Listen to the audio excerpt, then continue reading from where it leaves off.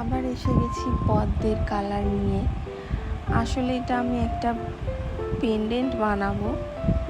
এগুলো আমি রিসেন্টলি করা স্টার্ট করেছি, এখনও ভালোভাবে হাত পাকা হয়নি। আমি যে ভিডিওগুলো দিচ্ছি তোমরা একটু দেখে প্লিজ জানাও যে কেমন হচ্ছে এগুলো।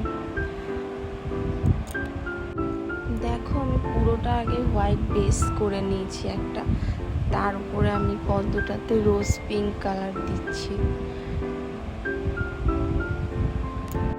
আর পদ্ম পাতায় আমি ডিপ গ্রিন আর হালকা একটা গ্রিনের শেড ইউজ করেছি। প্লিজ তোমরা জানাও কেমন হচ্ছে।